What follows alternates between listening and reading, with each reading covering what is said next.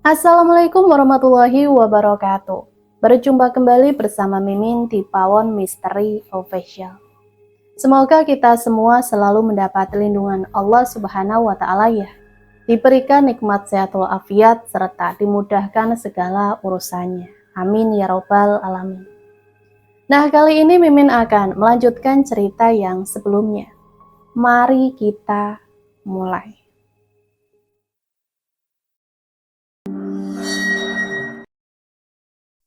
Kinanti, remaja polos, hanya tersenyum sayu, menikmati pandangan para bangsa jin itu pada tubuhnya yang telanjang. Ketika ia menaiki kendaraan kayu yang melesat menuju jurusan selatan.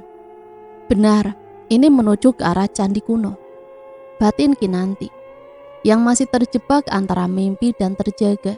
Di sepanjang jalan itu menyala obor yang menerangi jalan tanah yang mengarah pada reruntuhan kuno di pinggiran desa, dan belasan orang-orang dengan pakaian serupa, tapi dengan warna yang lebih putih, menyambut kedatangannya dengan takzim. Di antaranya adalah orang yang sangat dikenalinya. Kalian sudah tahu siapa? Kanjeng Budi, yang sedang dimandikan oleh dayang-dayang di sendang mata air. Setengah telanjang, seluruh tubuh Kanjeng Budi hanya ditutupi berbagai macam perhiasan emas yang bergelung-gelung di setiap pergelangan, leher dan pinggul yang bergemerincing setiap kali wanita itu melangkahkan kaki. Kanjeng Budi sudah berumur cukup sepuh, tapi kulitnya terlihat putih dan kencang di bawah cahaya obor. Kanjeng Budi melangkah menaiki undakan batu, menyambut Kinanti. Waktu saya sudah selesai, dan sekarang adalah giliranmu. Kanjeng Budi berkata dalam bahasa Jawa halus dan membimbing Kinanti pada batu besar menyerupai singgasana. Seseorang menuangkan semacam cairan pada cawan kayu dan membimbing Kinanti untuk menegaknya habis.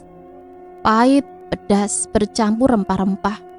Kemudian di telinga Kinanti semuanya terdengar seperti dengungan. Entah mantra atau apapun itu, kesadarannya seperti direnggut paksa.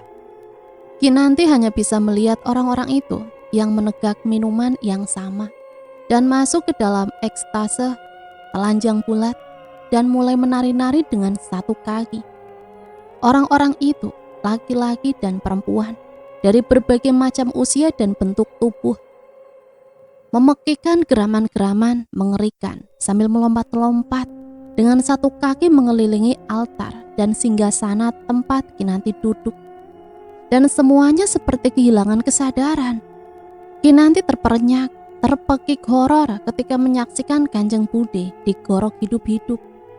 Darah segar yang mengalir deras segera mensirnakan birahi yang bergejolak di perut bawahnya. Termasuk ketika kepala Kanjeng Budi terpisah dari tubuhnya dan isi perutnya dikeluarkan dan dijadikan perhiasan oleh kawanan yang menari girang. Menyantap setiap inci tubuh yang dulu pernah berwujud manusia. Lalu tepat ketika Kinanti hendak dipakaikan mahkota yang terbuat dari rangkaian usus Kanjeng Budi, sebentuk suara yang sangat familiar menyelamatkannya. Dek, kamu ndak apa-apa. Kirana menepuk-nepuk pipi Kinanti. Mimpi, batin Kinanti sambil mengerjap terjaga. Kinanti mendapati tubuhnya masih berada di atas pembaringan. Jantungnya masih berdebar kencang dan tubuhnya dipenuhi dengan butiran keringat dingin. Kamu ndak apa-apa? Saya ndak apa-apa. Suara kentungan yang dipukul dalam tempo satu kali mengusik ketenangan desa itu pagi-pagi sekali. Kirana sedang memasukkan barang bawaan ke dalam mobil dan bapak sedang memanaskan mesin ketika seorang anak buah Kanjeng Budi membawa berita duka. Kanjeng Budi padem, tapi sama seperti yang diduga-duga oleh kebanyakan orang selama ini. Wanita bangsawan itu wafat tanpa meninggalkan jasad. Pengikutnya berkata bahwa semalam Budi izin semedi di petilasan di rumahnya. Namun ketika pagi itu diperiksa, yang tertinggal hanyalah kain jariknya semata. Ibu dan para pengikut Kanjeng Budi menyambut dengan sukacita sang junjungan yang moksa. Roh dan jasad Kanjeng Budi kembali menyatu dengan yang satu. Tapi Bapak terlalu skeptikal untuk percaya.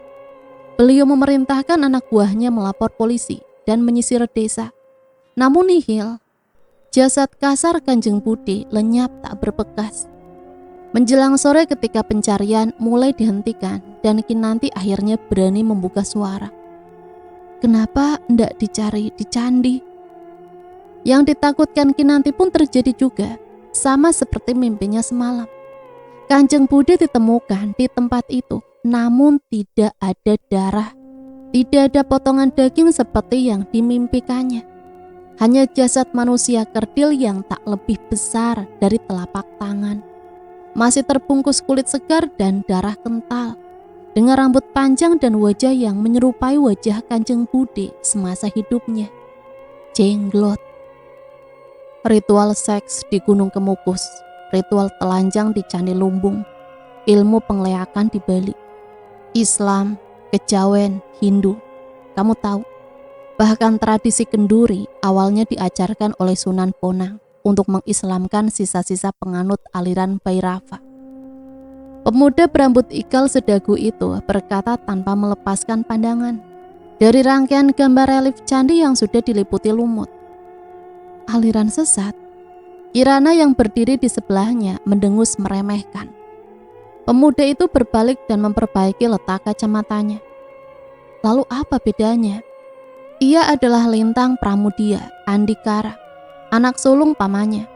Sejak pertama kali ia menjejakkan kaki di kota J, ia tahu pemuda sebayanya itu bukan seperti manusia kebanyakan.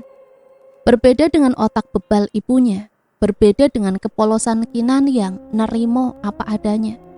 Pemuda berusia 22 tahun itu selalu berhasil merangsang setiap sel-sel otaknya. Anehnya Kirana tidak pernah kesal. Ada sesuatu dalam diri pemuda pendiam ini yang membuatnya menarik. Lintang bersama ayahnya, Om Bram, juga Tante Sophia dan Alma, adiknya yang masih duduk di kelas 1 SMA, datang sehari yang lalu. Kepergian anggota keluarga tertua di keluarga mereka membuat para anggota TRA yang tersebar di seluruh Nusantara berkumpul dalam satu hajatan besar. Bapak-bapak berkumpul melingkar di pendopo tengah melantunkan surat Yasin dan tahlil yang dibacakan dalam langgam Jawa. Sementara dengung kesibukan terdengar di dapur, riuh dan ingar-bingar. Kinanti adalah orang yang paling sedih dengan kepergian Kanjeng Budi. Kanjeng Budi tidak memiliki anak dan suami, membuat Kinanti disayangnya melebihi anak sendiri. Bahkan ibunya sendiri dirasa Kinanti tidak terlalu peduli. Hanya Kanjeng Budi yang mau menggendeng tangannya seharian. Kinanti sudah tahu. Saya rasa belum, Mas. Pria berpakaian hitam-hitam itu mengangguk dalam. Brewok tebal menghiasi wajahnya yang keras. Gelang akar bahar di pergelangan, batu akik yang melingkar di setiap jarinya.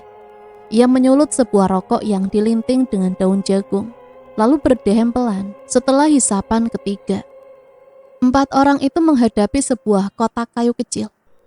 Sebuah makhluk kecil berukuran tak lebih dari telapak tangan terbaring di dalamnya. Rambut hitam panjang, kuku-kuku yang memanjang.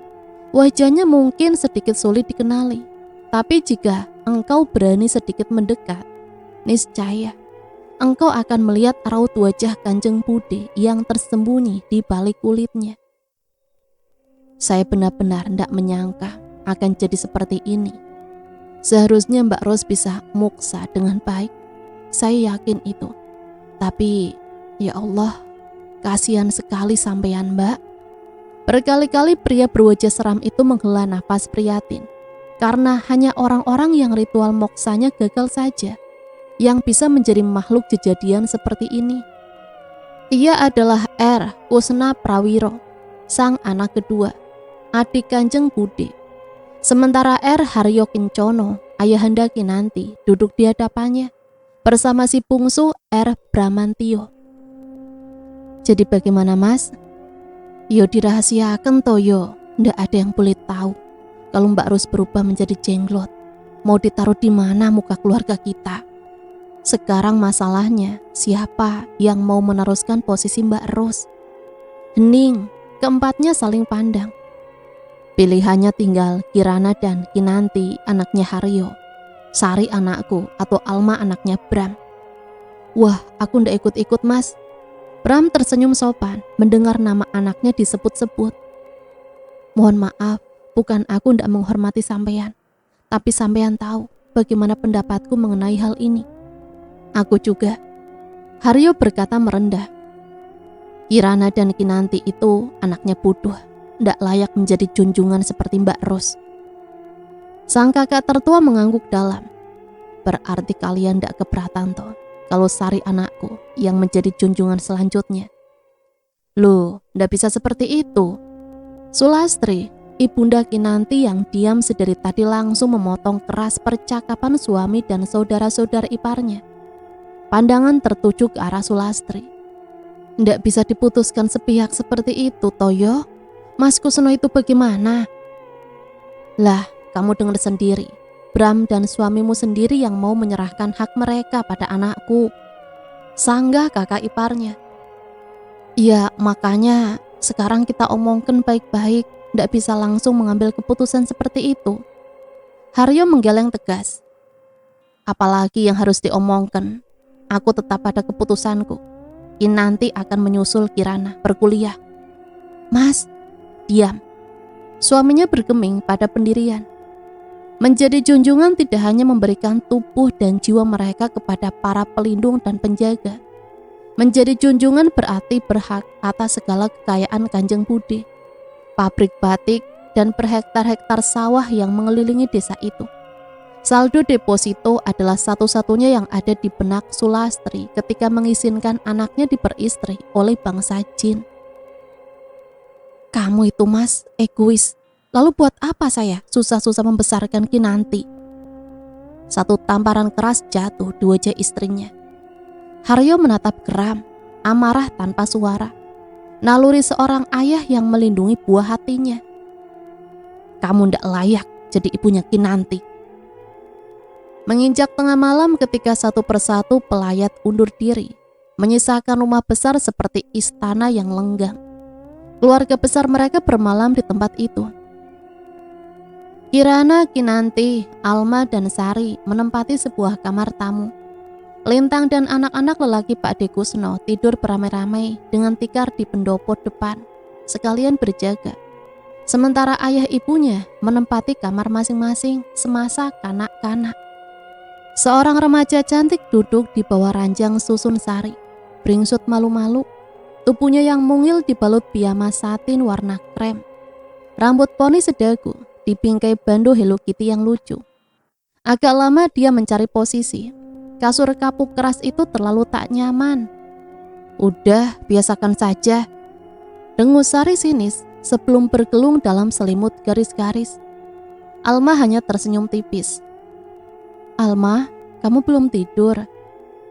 Alma? Kinanti mendekat, namun anak itu hanya bisu dan menatap kaku ke arah jendela besar yang menghadap pelataran. Tirainya terbuka secelah. Alma, kamu melihat apa? Mendadak Kinanti merinding karena jendela itu menghadap ke arah pemakaman keluarga. Celah gelap di antara tirainya membuat Kinanti merasa ada sepasang mata yang sedang memperhatikan. Alma tersenyum. Ada yang datang ya? Gumam Alma. Alma, kamu jangan nakutin saya. Alma menoleh ke arah Kinanti, tapi matanya melihat pada ruang kosong di sampingnya. Saya tidak berbicara denganmu. Kirana terbangun oleh bau anyir yang tiba-tiba menyeruak. Adiknya tidur di ranjang tingkat bersama Alma. Sementara Sari yang tidur di ranjang atas sudah asik mendengkur. Akan ada yang terjadi malam ini, tapi Kirana belum tahu apa. Tiba-tiba nyala api damar di hadapannya padam, bagai ada yang meniup. Diikuti aroma anyir tercium semerbak. Gemetar, Kirana mencoba menyalakan korek api, tapi otot-otot tubuhnya yang menggigil membuat usahanya nihil. Berkali-kali batang korek api itu patah dan meninggalkan Kirana yang dibungkus oleh kegelapan sempurna. Akhirnya korek itu memancarkan cahaya. Tak sampai sedetik, karena Kirana tiba-tiba memekik. Cahaya padam. Ada tangan kuku yang mencengkram lengannya. Aroma mayat. Jeritan Kirana membangunkan seisi rumah. Bapak datang membawa senter dan tak menemukan apapun selain Kirana yang membeliak penuh horor dengan menunjuk ke arah petilasan Kanjeng Budi. Bram memapahnya segera. Pak De Kusno membacakan campi-campi. Kirana dibasuh dengan air kembang. Suara tarhim mulai terdengar sayup, tapi Kirana seolah masih bisa merasakan semua sensasi itu pada indera-inderanya. Ujung-ujung kuku itu, aroma mayat itu. Fajar mulai menyingsing. Selain kasakusuk tentang Kirana yang semalam didatangi, entah oleh apa, nyaris tak ada sesuatu pun yang berbeda. Tempat ini ternyata masih saja menyimpan segala misteri dan kejahilannya. Dan ia terlalu muak untuk peduli. Bram sedikit lebih beruntung ketimbang kakak-kakaknya. Beasiswa yang diterimanya dari sebuah yayasan di Jakarta membuatnya bisa melarikan diri dari mistisme usianya yang ke-18 tahun. Hidup normal, menikah dan meninggalkan segala yang ada di desa itu. Siapa yang mengira ia akan kembali ke tempat itu? Rumah ini nyaris tidak berubah, angker dan wingit sebagaimana ia meninggalkannya terakhir kali. Kapan kita kembali ke kota, Mas? Sampai hari ke-7 selametannya Mbak Rose, mungkin. Perasaanku tidak enak, Mas. Sofia berkata. Bram menghela nafas. Kau bicara tentang kejadian Kirana, Dek? Sofi mengangguk. Aku khawatir kepada Alma, Mas. Masih ada Sari, aku sudah mengatakan itu kepada Mas Kusno. Penjelasan itu tak menghilangkan raut gundah di wajahnya. Sofi menunduk, meremas tangan kuat-kuat. Tapi kau tahu sendiri, Alma, anak itu, aku tahu. Lagi pula kenapa, Todik, sampean bersikeras bahwa junjungan selanjutnya itu Kinanti? Seorang laki-laki dan bercambang tebal itu berkata pada adik iparnya. Tubuhnya yang subur ditutupi dengan pakaian hitam-hitam dan sabuk tebal. Membungkuk hormat pada sebuah peti kecil yang berisi jasad Kanjeng Budi. Bukan saya yang bersikeras, Mas. Almarhumah sendiri yang sudah mempersiapkan Kinanti untuk menjadi junjungan berikutnya dari jauh-jauh hari. Kusno menarik nafas panjang. Tak kandani, yang namanya kemasukan indang itu ndak bisa milih-milih. Itu semuanya kehendak Sing Bau Rekso. Bahkan almarhumah Mbak Ros sendiri seharusnya ndak boleh berpihak seperti itu. Lalu kenapa Mas Kusno bersikeras memilih Sari? Kamu sendiri kenapa benar-benar yakin Kinanti yang dipilih? Kenapa bukan Kirana? Halah, ndak mungkin Kirana, Mas. Sulastri mendengus kesal.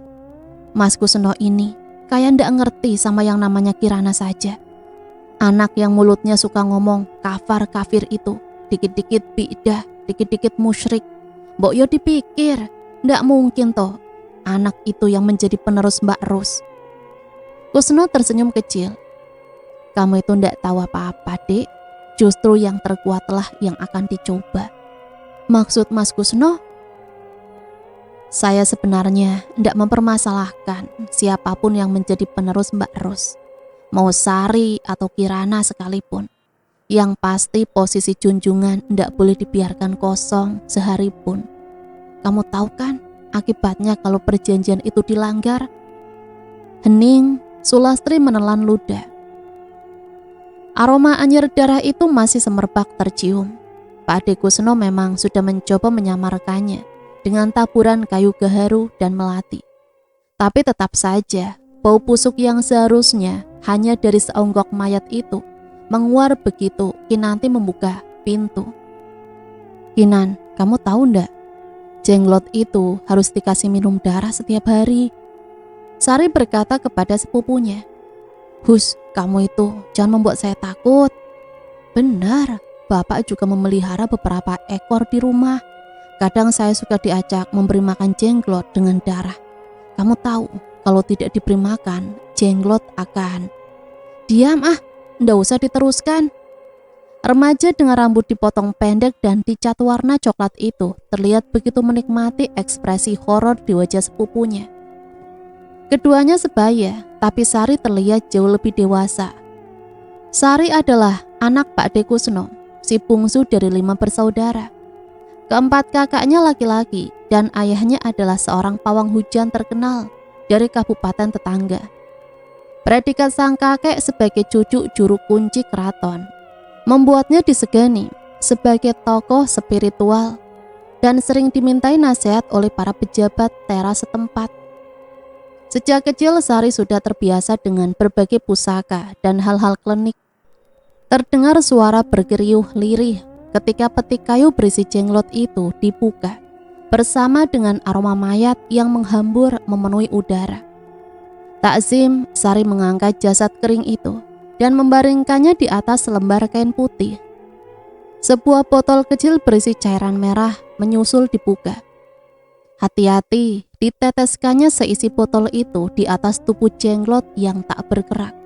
Darah, Kinanti langsung tahu dari aroma anyir yang menyeruak. Setetes, 2 tetes, hingga perlahan-lahan sosok kecil itu mulai bergerak terpatah-patah. Mengeliat, menoleh ke arahnya. Sari, kenapa ndak kamu saja yang menjadi penerus Kanjeng Budi? Kinanti akhirnya bisa bernafas lagi begitu peti itu ditutup. Bagaimana kalau kamu yang dipilih oleh Kanjeng Budi? Saya sama Mbak Kirana begini saja sudah cukup.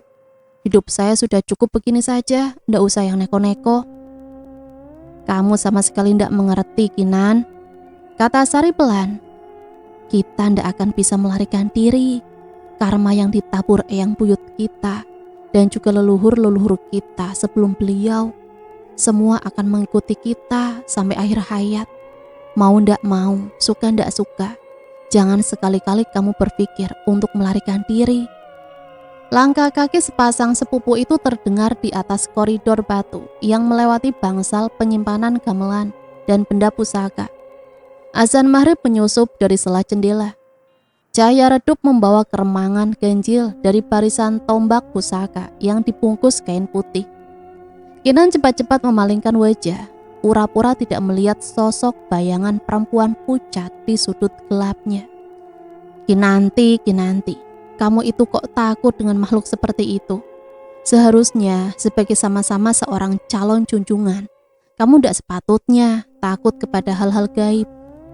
Karena begitu kamu mentas, maka segala jin dan setan akan tunduk di bawah kakimu.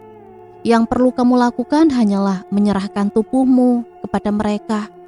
Laku wudhu hanyalah awal menuju kekuatan sejati. Tarekat, hakikat, makrifat. Terdengar nada angkuh dari kalimat Sari. Laku wudhu. Telanjang, melepaskan diri dari pakaian. Seperti yang dilakukan Kanjeng Ratu Kalinyamat. Seharusnya semua cucu-cucu Eyang Kakung menjalani itu. Sadar ndak sadar, mau ndak mau. Darah Kinanti membeku mendengar itu. Kamu juga? Ayolah, jangan pura-pura ndak tahu. Itu barulah tahap awal dari ritual sebenarnya. Dari 4 calon junjungan, sadar ndak sadar, mereka sudah menjalani tahap itu. Termasuk Mbak Kirana, terutama dia. Jadi mereka berhasil.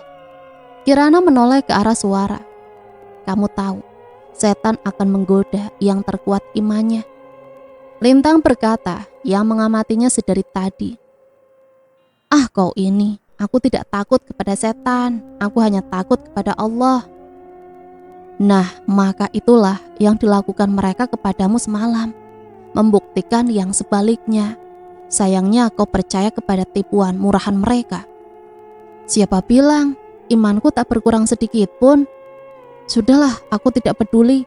Bapak mengatakan Sari yang akan menjadi junjungan yang berikutnya. Aku dan Kinanti akan meninggalkan tempat terkutuk ini untuk selamanya. Sari, anak itu, benarkah? Kamu tahu apa yang akan terjadi jika anak itu yang menjadi junjungan? Kamu tahu konsekuensinya? Lintang tertawa kecil. Diam, sungguh mati, tak sedikit pun aku takut kepada bangsa jin dan setan. Tentu kau tidak perlu takut kepada mereka, karena sejak awal kamu tahu siapa yang seharusnya kamu takutkan. Bukan yang terkuat di antara yang terkuat, bahkan dari Sing Bau Rekso sendiri. Kirana menunduk dalam, ia tahu jawabannya. Wajah Lintang yang tersenyum tampak ketika ia mengangkat muka. Dirimu sendiri. Alma, putri bungsu Om Bram. Sudah seharian ini ia hanya terdiam di pendopo. Keterbatasan bahasa membuat anak itu hanya bisa memperhatikan riuh rendah suara keturunan Trah Ki Ageng Joyo Pranoto yang berkumpul di tanah kelahiran untuk merayakan selamatan sang junjungan. Dari tadi Kinanti mengamati Alma sambil diam-diam mengagumi paras cantik remaja berdarah bule itu. Kinanti mengira anak itu hanya pendiam atau pemalu menurut penilaian Kinanti. Sepasang mata yang kelabu menatap kosong ke arah tempat penyimpanan benda pusaka. Kau tahu, Kinanti, keris-keris pusaka-pusaka ini merekam jejak-jejak masa lalu. Meskipun telah berjarak ratusan tahun, kita masih bisa mendengar gaungnya di kejauhan. Alma tersenyum, tapi bukan kepada Kinanti. Dan tak semua yang kau dengar itu menyenangkan. Kau indigo, Alma. Alma mengangkat bahu. Inikah sebutan mereka, indigo? Alma tersenyum tipis, menoleh ke arah Kinanti. Keluarga ini menyimpan rahasia kelam. Desis Alma. Saya tahu. Lalu, apa yang akan kau lakukan? Menerima kegelapan dan cahaya, atau kau melarikan diri seperti yang dilakukan ayah saya? Kinanti menunduk, meremas tangannya. Sebenarnya saya ingin tetap di sini, mengabdi kepada bapak dan ibu, tapi... Alma terdiam, wajahnya berubah murung. Jadi kau pun akan meninggalkan tempat ini? Kinanti mengangguk tak kentara. Ada sesuatu dalam nada suara Alma yang entah membuatnya merasa bersalah. Kalau begitu, sebelum pergi pamitlah. Hanya dengan begitu, dia bisa tenang. Kamu beruntung, Kinan. Tak ada yang lebih disayangi Kanjeng Budi selain dirimu. Lagi, kata-kata Alma terngiang siang tadi di dalam kepalanya. Benarkah? Batin Kinanti lagi. Malam ini adalah weton kelahiran Kanjeng Budi. Mereka, sebagaimana yang diyakini, semenjak kepercayaan arwah para leluhur akan turun pada hari-hari tertentu, guna menerima sembah pangabekti anak cucunya. Terdengar suara pelan ketika tabung kaca itu ditangkupkan. Selepas itu hening disusul sensasi asing yang tiba-tiba mengendap dari sudut gelap. Seperti asap jelaga yang perlahan naik dan melingkar, membungkus tubuh Kinanti dalam persenyawaan ganjil antara menggigil, wingit, dan anehnya rindu. Genduk sayangku, genduk Kinanti, keponakan kesayangan Budi, mendekatlah nduk. Kinanti menggenggam lampu damar di tangan, berjalan ke asal suara.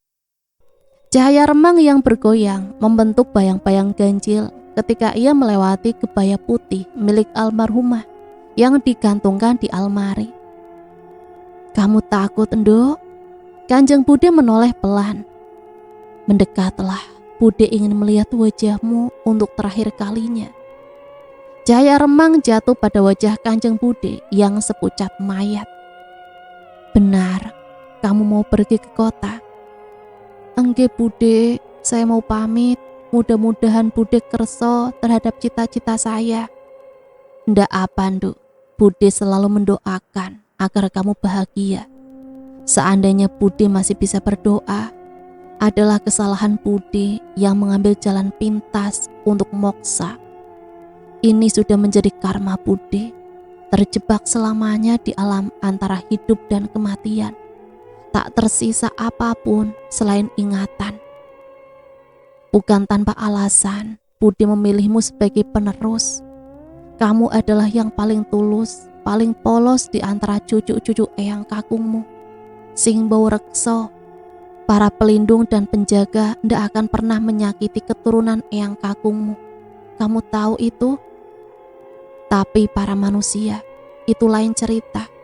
Kegelapan akan segera datang, Do. Kanjeng Budi memeluk Kinanti, tersenyum lemah sebelum tubuhnya menghilang menjadi serpi-serpi jelaga di udara. Tapi Kinanti masih mendengar bisikan terakhir sebelum sosok astral itu mengendap kembali ke alam arwah. Orang yang sama yang mencelakakan Budi. Kinanti mengerjap terjaga dan mendapati matanya yang berair. Mimpi. Karena pengalamannya itu terasa benar-benar nyata. Kenapa Kanjeng Budi menemuinya? Pesan apa yang ingin disampaikannya? Kinanti berusaha mengumpulkan kepingan-kepingan bunga tidurnya tanpa menemukan petunjuk sama sekali. Kinanti mengambil posisi tidurnya kembali, menoleh ke kiri. Pupil matanya seketika membesar. Jenglot Kanjeng Budi tergeletak tepat di samping kepalanya. Ini benar-benar ndak lucu. Hardik bapak geram ketika ibu yang hanya bisa tertunduk bagi kucing disiram air. Aku tahu kamu benar-benar kepengen supaya Kinanti yang dipilih menjadi junjungan. Tapi kali ini kamu benar-benar kelewatan. Tapi Mas, demi Allah bukan aku yang meletakkan jenglot Mbak Rus di kamar Kinanti. Diam kamu, gak usah kebanyakan ngomong. Tangan bapak sudah terangkat, bersiap kembali menggampar sebelum ditahan oleh adiknya, Bram. Mas, tenang Mas, masih malam, ndak enak sama para rewang. Biar Bram, biar sekali-kali orang ini diberi pelajaran. Kusno hanya bisa menggeleng-geleng kepala melihat kelakuan adik-adiknya. Jenglot itu bukan barang mainan. Benar kamu yang melakukan ini, Dik. Demi Allah, Mas. Bukan aku pelakunya. Dia bohong, Mas. Aku tahu orang ini akan melakukan apa saja untuk mendapatkan warisan. Hus, diam. Kamu juga sama saja. Tapi Mas, diam, jangan ada yang membantah. Ini masih jam 3 subuh. Kalian mau dibicarakan oleh para warga desa, hah? Belum ada 40 hari Mbak Rus meninggal. Seperti ini kelakuan adik-adiknya. Mblegedes. Omel Kusno. Adik-adiknya hanya bisa saling lirik. Bram, enggak Mas. Kau juga, istirahatlah. Besok pagi-pagi sekali kita selesaikan masalah ini. Warisan dan posisi junjungan yang tidak boleh dibiarkan kosong. Aku harap ini tidak perlu diperpanjang lagi. Permasalahan jenglot ini biarlah menjadi urusanku. Yang jelas siapapun yang melakukannya akan mendapat masalah besar. Kinanti, Kirana, dan Sari hanya bisa berpandang-pandangan. Suara pertengkaran dari ruang tengah itu terdengar hingga kamar mereka. Terlebih lagi, siapa yang cukup iseng untuk meletakkan jenglot di kamar Kinanti? Lagi pula jasad almarhumah Kanjeng Budi itu tersimpan di petilasan. Tak ada satupun makhluk bernyawa yang bisa mengendap masuk tanpa membangunkan para abdi yang terjaga di depan pintu gerbang. Jadi kalian berdua ikhlas kalau Sari, anakku, yang akan menjadi junjungan berikutnya? Haryo dan Pram mengangguk serempak. Kenapa? Bukannya Alma atau Kirana memiliki khodam yang kuat pula? Jangan kau pura-pura tak tahu, Pram. Aku tahu. Tapi menjadi junjungan bukan hanya perkara kuat atau tidak. Menjadi junjungan bukanlah perkara mudah. Ada tanggung jawab besar. Aku rasa anakku tidak layak untuk semua itu. Dan sampean tahu sendiri, anak-anakku orangnya bodoh. Sari anak sampean, kurasa lebih pantas memegang posisi itu. Baiklah, jika itu yang kalian inginkan. Lalu ketika kakak tertuanya sudah tidak terlihat, Bram berkata, saya kembali ke kota 2 hari lagi, jadi sampean tetap pada keputusanmu, Mas. Haryo mengangguk mantap. Kirana dan Kinanti harus dibawa pergi dari tempat terkutuk ini secepatnya. Di antara kita berempat, sampean yang paling skeptis dengan hal gaib, bahkan kepada Tuhan. Sekarang sampean percaya kalau semua ini disebabkan oleh jin dan setan. Sari yang akan diangkat menggantikan almarhumah Kanjeng Budi. Keputusan bulat rapat keluarga besar ini benar-benar membuat Sulastri memberang. Terlebih lagi berani-beraninya dirinya tak dilibatkan. Kejadian jenglot semalam sudah membuatnya kehilangan hak suara. Keluarga itu sudah menemukan sang juru selamat, Sari yang akan meneruskan tuah kesaktian sang junjungan, pengantin gaib yang diperistri oleh sang Baurekso demi imbalan perlindungan bala tentara, jin penguasa tanah Jawa. Desa ini kini aman, tentrem, gemah ripah loh jinawi seharusnya.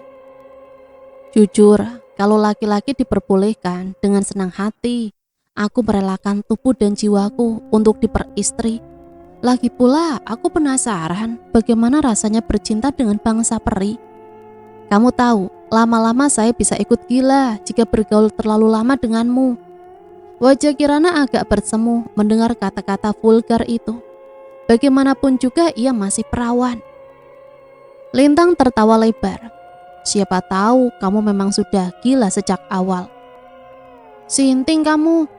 Suara gelak tawa terdengar renyah bersama sinar matahari yang menghangat. Kirana yang puritan tentu berdebar keras meski ia tahu dirinya tak pernah bisa memungkiri betapa ia menyukai rasa setir Lintang yang menyulut dalam kebenaran. Kepahitan yang berkelindang dengan iman, seberapapun Kirana tak ingin. Betapa cepat waktu berlalu, Kirana selalu mengenang Lintang sebagai bocah setengah bule yang bisa melihat arwah. Dan kini anak indigo itu menjelma pemuda tegap dengan rambut ikal sedagu. Ayolah Kirana, jangan pura-pura. Aku tahu kau diam-diam mereka meraut wajah itu. Hidung mancung dan tulang-tulang rahang yang tegas itu. Aku tahu tak peduli dengan ketampanan, karena isi otak lebih penting ketimbang raut muka pemuda-pemuda dangkal yang gandrung citra. Tapi menghadapi segala keceraksan dan ketidakterdugaan itu, kau bisa menyangkal, tapi rahimmu tak akan bisa membohongi diri. Ada yang menghangat dan meleleh bersama citra khayali yang perlahan menelanjangi diri. Tanpa sadar, Kirana berpegangan erat, berpelukan di pinggang Lintang. Cuping hidungnya mengendus aroma maskulin yang menguar dari punggung Lintang yang berpeluh. Nafasnya perlahan memburu. Aku kira beginilah akhirnya. Sari menggantikan posisi Kanjeng Bude. Bukankah itu yang kau inginkan, Kinanti? Alma berkata dingin. Entahlah Alma, saya hanya merasakan ada yang tak beres. Kau tak ingin terlepas dari kutukan ini, Alma. Kutukan? Kau tahu, perkara berkah atau kutukan semata-mata hanyalah soal persepsi dari sudut mata kau memandangnya. Kinanti mengangkat bahu. Seharusnya Kinanti merasa lega karena ia dan Kirana tak perlu lagi menjadi pengantin gaib bagi Sing Baurekso. Tapi anehnya, seberapapun ia menyadari hal itu, tetap saja ia disergap dengan perasaan tak nyaman. Singkat cerita, Sari sudah diangkat menjadi junjungan melalui proses-proses ritual yang sangat panjang. Apalagi yang harus aku berikan? Aku sudah menyerahkan putriku satu-satunya untuk diperistri oleh Sang Baurekso. Aku berhak atas kitab ini. Bram menghela nafas putus asa. Terserah sampeanlah mas, yang jelas perasaanku ndak enak. Pelan, gemuruh terdengar dari puncak gunung. Kusno hendak menyulut rokok kedua ketika terdengar suara ribut-ribut yang berasal dari arah bangsal petilasan. Beberapa rewang berlarian panik. Pabrik batik, pabrik batik. Seorang rewang tua itu terlihat terengah. Pabrik batik, kebakaran. Asap tebal masih terlihat mengepul bersama kobaran api yang belum juga bisa dipadamkan. Serat kain dan bahan pewarna yang mudah terbakar membuat pabrik tekstil terbesar di ibu kota kecamatan itu dilahap si jago merah dalam sekejap. Sementara Sulastri sudah terlihat menjerit histeris, memandangi asetnya tinggal puing. Tak kuat menahan beratnya cobaan kehidupan, wanita tamak itu pingsan sehingga terpaksa dipapa warga dan dikipasi. Asap hitam bergulung membentuk pusaran gelap yang bergabung dengan awan mendung. Ada sebuah perjanjian yang belum dilunasi. hutang yang harus dibayar oleh darah daging Eyang Buyut. Suka tidak suka, mau tidak mau. Sudah kukatakan mas, pesugihan ini hanya akan membawa bencana. Kamu ndak paham Har? Ndak paham apa? Sampean lihat sendiri hasilnya. Maka dari itu apa? Sampean sendiri yang bilang semua ini akan selesai kalau Sari mentas sebagai junjungan. Tapi kenyataannya, maka dari itu biarkan aku meminta petunjuk pada Sang Bau Rekso terlebih dahulu. Persetan, lama-lama aku pun muak dengan semua tahayul ini. Kalau bukan menghormati almarhum Bapak dan Eyang Kakung, sudah lama aku membakar semua pusaka-pusaka terkutuk itu. Aku sudah banyak memasang bermacam-macam pesugihan di seantero negeri, tapi tidak di keluarga ini. Eyang Kakung, Kanjeng Budi, dan orang-orang terdahulu tidak pernah meminta-minta kekayaan. Tidak, selain yang telah dititipi oleh Kanjeng Sultan kepada kita dahulu. Halah, lalu apa? Apa semua ini kalau bukan untuk kekayaan? Perlindungan. Perlindungan untuk apa? Kegelapan. Kegelapan, Har. Kegelapan yang lebih jahat. Gemuruh besar terdengar mengamini. Bude ndak pernah meminta ini, Nduk. Lagi, kata-kata terakhir Kanjeng Bude terngiang di telinga Kinanti. Betapa bibinya itu rela menjadi perawan tua demi kebahagiaan keluarga ini. Hidup dan mati demi apa yang diyakininya. Tetapi sepeninggal beliau, mengikuti jejaknya pun, ia tak sanggup. Bahkan diam-diam ikut menghujat sesat. Kamu mikirin apa toh? Tegur kakaknya. Ndak apa-apa. Kamu khawatir akan rindu kepada bapak dan ibu. Mungkin. Kamu mikirin Sari. Sudahlah. Lagi pula itu kan keinginan Sari sendiri. Bukan begitu, Mbak. Mbak Kirana yakin Sari yang orang yang tepat. Kirana melongokkan kepala dari ranjang tingkat. Menurut Mbak Kirana, Sari pernah melakukan ndak ya? Melakukan apa? Maksud saya, apa Sari masih perawan? Kenapa tanya saya? Enggak, maksud saya, bukankah syarat menjadi junjungan itu harus perawan? Mbak ndak tahu masalah begitu-begituan. Mau perawan kek, mau janda kek, ndak ada urusannya sama saya. Kinanti memilih diam. Ada rasa tak nyaman yang tiba-tiba menyergap. Seharusnya ini tuntas dengan Sari yang mentas, namun kini semua semakin jelas di mata Kinanti. Iya, seharusnya kamu sudah tahu. Bisik Alma. Ada syarat-syarat belum dipenuhi. Titik-titik cahaya nampak dari langit barat, seperti ratusan bola api yang datang dari kegelapan malam, dan desa yang tanpa aliran listrik. Awalnya tampak seperti kunang-kunang, sebelum akhirnya mata Kinanti menangkap itu adalah suluh bambu yang dibawa oleh puluhan orang berjubah dan berkerudung putih. Darahnya membeku. Jantung Kinanti berdetak cepat, memberi isyarat tanda bahaya. Ketika kesadarannya memulih, Kinanti mencubit kulitnya. Sakit. Ia tidak sedang bermimpi. Ia sedang bertelanjang pula di tengah pekuburan. Sementara orang-orang misterius itu bergerak, mendekat, dan semakin mendekat. Kinanti bersembunyi di balik sebuah mausoleum raksasa, berisi jasad nenek buyutnya, berharap kuburan berbentuk bangunan beton itu bisa menyembunyikan ketelanjangannya dari siapapun mereka. Tubuhnya menggigil hebat. Kinanti berjongkok dan memeluk lututnya erat-erat. Ketika rombongan berjubah putih itu melewatinya, apa yang sedang terjadi? Air mata mulai mengenang di pelupuk Kinanti. Ketika cahaya-cahaya obor itu lewat di atas kepalanya, ia bisa melihat cahayanya yang jingga dan asap jelaga yang mengepul ke udara. Ketika langkah-langkah yang penuh amarah itu menderap, menghambur, sebagian menggali tanah kuburan tak jauh dari tempatnya bersembunyi. Lalu terjadilah pemandangan mengerikan. Sari, sang pengantin gaib, diseret keluar rumah layaknya seekor hewan kurban. Mulutnya disumpal dan pergelangan tangan dan kakinya diikat tali tambang. pada sebuah bambu pentung yang diusung ramai-ramai. Gadis itu menangis histeris. Tubuh telanjangnya mengeliat-ngeliat, putus asa, hingga kencingnya menyembur dari selangkangan dan menetes-netes.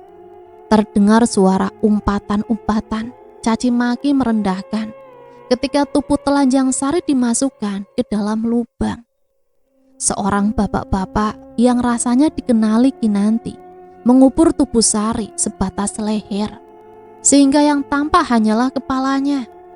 Air mata Sari meleleh membasahi pipi melihat kerumunan massa itu kini mengelilinginya dengan masing-masing menggenggam batu di tangan. "Pesinah!" hardik seorang ibu sambil melemparkan sebuah batu sebesar genggaman tangan, menghantam tepat pada kening Sari yang membuat anak itu merintih kesakitan. "Pelacur! Sundal!" Darah segar membasahi wajah Sari yang sudah tak berbentuk. Anak itu termegap-megap sekarat dengan mata yang membelalak nanar. Beberapa dari mereka sepertinya menyadari kehadiran Kinanti, menoleh gahar dengan cangkul dan arit teracung, siap memacung sebelum kekuatan lain menarik kesadaran Kinanti kembali ke dalam tubuh kasarnya. Kinan, kamu ndak apa-apa?" Kinanti terbangun dengan tubuh menggigil ketakutan. "Demi Tuhan, jangan sampai itu terjadi lagi." Kinanti, kamu ndak apa-apa?" Suara Kirana terdengar dari ranjang susun di atasnya. Enggak, saya enggak apa-apa." "Benar, iya. Soalnya Mbak mendengar suaramu berteriak di dalam tidur. Kamu mimpi apa toh?" "Kinan, mimpi buruk." "Mimpi apa?" Seram sekali pokoknya Mbak. Kinan mimpi Sari dibunuh." "Dibunuh?" Iya. "Dibunuh bagaimana?" "Dirajam, kepalanya hilang." Sari. Langkah Kusno berderap terburu di koridor panjang menuju petilasan. Kakinya yang tak beralas meninggalkan jejak-jejak lumpur di atas ubin kelabu. "Doro, ada apa?" Dua orang pengawal yang ditugasi menjaga pintu masuk segera berdiri memberi hormat. Tombak besar di tangan dan mata mereka menatap heran pada sang majikan yang basah kuyup. "Aku mau masuk, minggir." Tapi minggir." Tanpa menunggu ujung kalimat, pria bertubuh tambun itu segera menyeruak memasuki ruangan bangsal petilasan. Menghambur masuk, tubuh Kusno gemetar, tungkai-tungkai melemah seketika. Tubuh Sari telanjang dan mengangkang di atas altar. Darah kental yang mengering tampak menggenang di lantai. Kusno memekik histeris. Tubuh putrinya sudah tanpa kepala. Kepala kambing terpancang menggantikannya. "Untuk sementara tidak ada yang boleh meninggalkan tempat ini," kata Pak Polisi yang datang untuk mengamankan tempat kejadian perkara. "Ini adalah pembunuhan berencana. Meski tidak se-ekstrim dalam mimpi Kinanti, jelas ada seseorang yang memenggal kepala Sari dan menggantikan dengan kepala kambing. Dan yang paling mengerikan adalah pembunuhan itu bisa saja salah satu dari mereka." Mendadak semua orang memandang penuh curiga, terutama Pak Ade Kusno, yang mengira ada seseorang yang ingin menyingkirkan putrinya. Untuk sementara tubuh Sari yang tak berkepala disemayamkan dalam pendopo tengah. Sudah dimandikan dan diselimuti dengan kain jarik. Sementara para kerabat dan warga mendoakan dengan surat Yasin. Aroma mayat tercium menyeruak, bercampur dengan harum kapur barus dan kopi yang ditaburkan di sekeliling jenazah. Hujan masih turun gerimis disertai guruh pelan. Pemadaman listrik malam itu membuat tak ada yang terdengar selain kesunyian. "Bagaimana keadaan Mbak Pur?" tanya Sofi, istrinya, menanyakan kabar Ibunda Sari yang masih syok melihat anaknya dimutilasi. "Sedang ditenangkan oleh Mas Kusno. Permasalahannya, pikiran Mas Kus juga sedang tidak sehat." "Perasaanku tidak enak, Mas. Bisakah kita secepatnya meninggalkan tempat ini?" "Tidak semudah itu, Dik. Mas, aku menghormati keluargamu, menghormati almarhum bapakmu. Tapi entah kenapa, aku merasa tidak enak dengan kepulanganmu kali ini. Kau tidak suka pulang kampung halamanku? Bukan itu. Lalu apa? Aku tidak tahu. Aku tidak bisa menjelaskannya. Kau saja yang tidak pernah mengerti. Bram melihat wajah istrinya. Wanita cantik itu adalah pintu keluar yang membawanya menjauh dari semua kutukan ini. Seharusnya kamu sudah tahu, pembunuhnya adalah orang yang sama yang mencelakakan Bude. Orang yang sama yang menginginkan ilmu milik eyang kakungmu. Permukaan tengkuk Kinanti mendesir bersama sensasi ganjil yang merambat naik di sepanjang tulang punggung. Pandangan Kanjeng Bude mengarah pada wajah seseorang di potret keluarga. Tapi Bude rasa sekarang itu sudah tidak ada artinya lagi kan? Semua itu tidak akan terjadi kalau kamu mau menerima takdirmu sejak awal. Cah Ayu, sekarang sang Murekso sudah kadung murka. Malam ini dia akan datang menuntut tumbal. Satu untuk korban, satu sebagai junjungan. Karena hanya dengan melepaskan, kau tak akan pernah kehilangan. Hujan mengguyur deras, Kinanti menggigil dalam diam. Tumbal. Satu untuk korban, satu sebagai junjungan. Dan Kinanti harus memilih salah satu. Ini adalah satu-satunya jalan. Suara gending itu terdengar pelan dan membangunkan Kinanti dari tidurnya. Malam ini Alma tidur bersama orang tuanya. Kirana berada di sampingnya, tertidur lelap sekali. Tanpa sehelai benang pun di tubuh, remaja bertubuh montok itu bersimpu pasrah di tengah petilasan, seperti yang dilakukan almarhum Kanjeng Bude. Aku juga ingin mempersembahkan tubuhku demi Mbak Kirana, demi keluarga ini. Batin Kinanti memberi penguatan. Matanya perlahan berkaca-kaca. Waktunya sudah tiba. Lagi, seorang dalam balutan jubah putih tak berjahit mengapit pundak Kinanti. Tanpa busana, melangkah keluar menuju pekarangan. Puluhan orang datang, berbagai umur dan bentuk tubuh, merayakan datangnya sang penebus, menari telanjang dengan rambut terurai, dalam gerakan-gerakan tidak sopan dan tak terkendalikan. Ibu sudah menawarkan jalan kebahagiaan. Kamu sendiri yang memilih jalan kematian. Ibunya terkikik binal. Tangis Kinanti pecah dalam diam. Kinanti bahkan tidak memiliki keinginan untuk melawan. Ketika tubuh telanjangnya ditunggingkan di tepi sendang keramat, Kinanti bahkan tak bisa lagi mengenali rintihan binal yang keluar dari bibirnya. Karena kini yang bertahta adalah tubuh yang mempertuan nafsu semata. Aku akan mengalami nasib yang sama seperti Kanjeng Bude. Mata Kinanti memejam pasrah. Tangannya merentang, bersiap menyongsong akhir hidupnya. Lalu ketika ia merasakan ujung tajam keris pada urat nadi, suara kakaknya terdengar dari kejauhan. Kirana berlari menyusul, menghambur hanya berbalut daster dan telanjang kaki. Terengah Kirana ambruk kelelahan begitu tiba di depan pelataran candi. Kinanti, Kinanti. Tak ada siapapun selain Pekat Sempurna. Kinanti, saya tahu kamu ada di sini. Kirana merangkak di tepi sendang. Ia tidak bisa melihat apapun, tapi dengan jelas ia merasakan kehadiran adiknya yang bersembunyi di balik tabir gaib. Kinanti, jawab Mbak, tolong. Tolong siapapun kalian, jangan ganggu kami, tolong. Ini adalah satu-satunya jalan. Suara Kinanti terdengar berbisik. Jangan, Mbak, mohon, jangan lakukan ini. Ikhlaskan saya, Mbak. Bayangan tubuh telanjang Kinanti yang menghilang tenggelam dalam dasar mata air adalah hal terakhir yang diingat Kirana ketika sesuatu dari bawah sadarnya mengambil alih.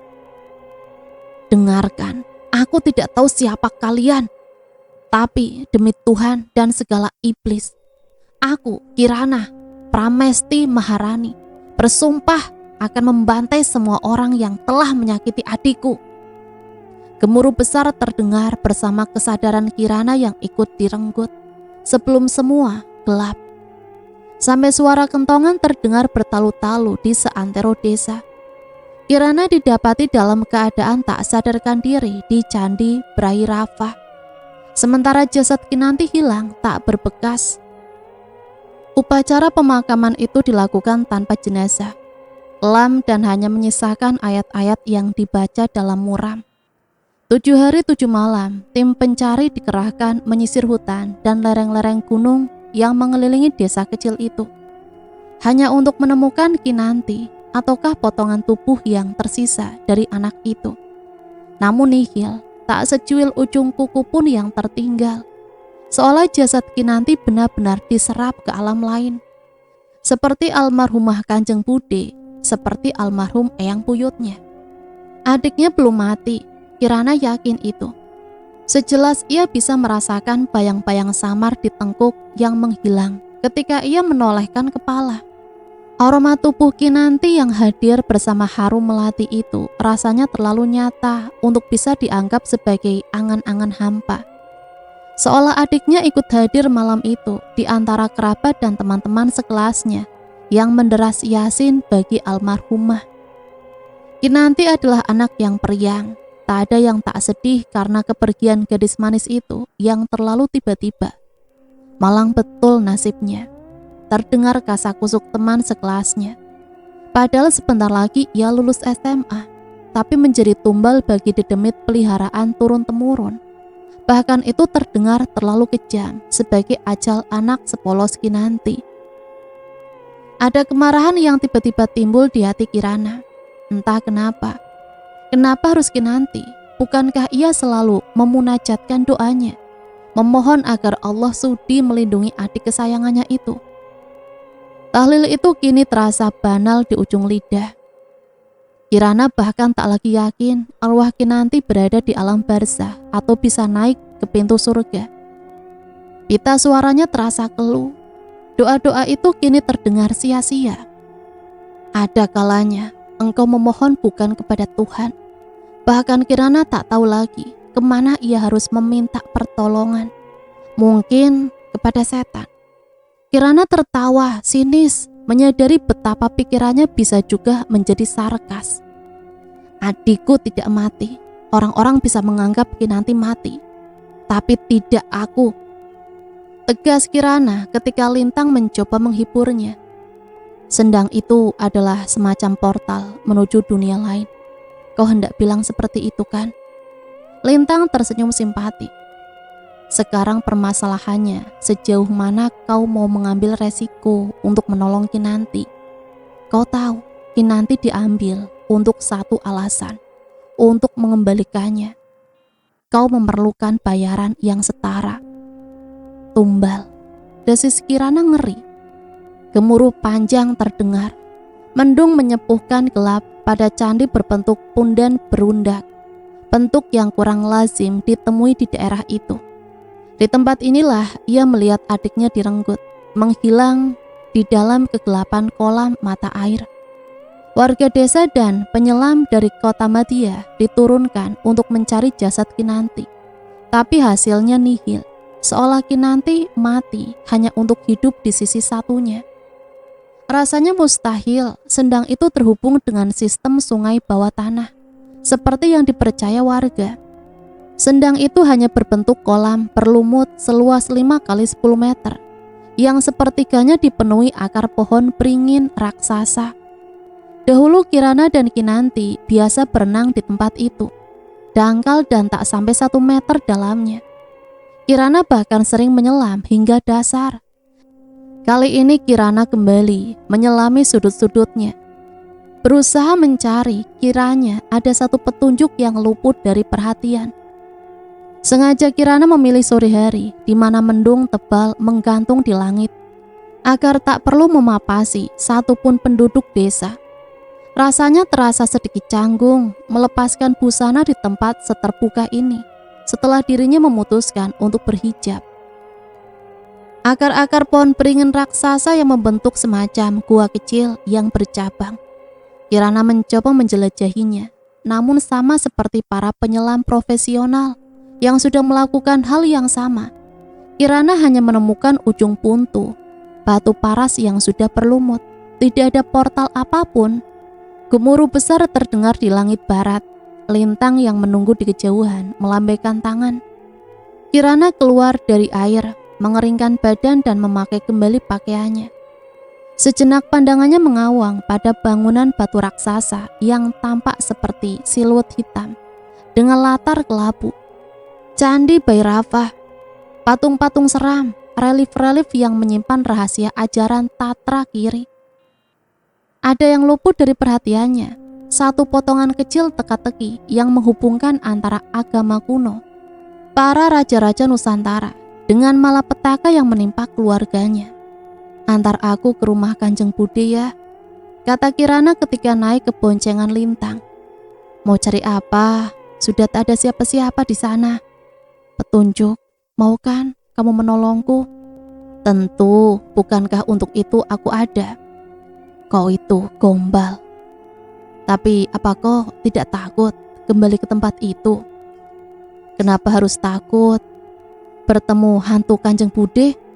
Ah, kau ini, meski seram, tapi entah kenapa aku merasa kasihan kepada beliau. Kasihan? Tidak ada yang bisa memilih takdir Lintang. Ini harus berakhir. Tak ada lagi yang boleh menanggung kutukan seperti Bude ataupun Kinanti. Tidak aku, Alma, ataupun keturunan kami kelak. Tegas Kirana. Memutuskan rantai karma selamanya. Bagus. Ucap Lintang diikuti senyum bangga yang mengembang di bibirnya. Rintik hujan yang mulai berjatuhan memaksa pemuda berambut ikal itu mengayuh sepeda kumbangnya sedikit lebih cepat. Kirana beralasan disuruh mengambil surat-surat tanah oleh bapak. Karena kalau tidak berdasar kenekatan, tak akan sudi ia memasuki tempat terkutuk ini. Kanjeng Bude selalu memarahi Kirana dan Kinanti jika mereka memasuki ruang kerjanya. Padahal sang junjungan sebelumnya tidak pernah marah jika kakak beradik itu bermain di tempat penyimpanan pusaka atau sowan ke petilasan keramat misalnya, tapi tidak ruang kerjanya. Lintang berjaga di luar, bertugas memperingatkan sekiranya ada bahaya sekaligus mencari jalan melarikan diri. Ketika sudah masuk ke ruangan kerja Bude, pandangan Kirana bergerak mengedar, berbanding terbalik dengan segala kesan klinik yang melekat pada jati diri seorang Kanjeng Bude. Pengusaha kaya itu memiliki ruang kerja yang dipenuhi buku-buku bisnis dan manajemen yang ditata rapi pada rak kayu jati. Berkas-berkas laporan keuangan disusun rapi dalam sebuah binder, seolah almarhumah mengetahui kapan ajal akan menjemputnya. Kirana menangkap kilasan citra di sudut matanya dan langsung menghilang ketika ia menolehkan kepala. Lukisan besar Kanjeng Bude menatap tajam dari ujung lain. Kirana menelan ludah, gerak-geriknya seperti sedang diawasi. Nah teman-teman, ceritanya sampai di sini dulu ya. Nanti sambung lagi ke part yang selanjutnya. Masih ada satu part lagi. Sampai di sini Mimin pamit undur diri. Mohon maaf apabila banyak salah kata. Sampai berjumpa kembali di part akhir. Matur nuwun. Wassalamualaikum warahmatullahi wabarakatuh.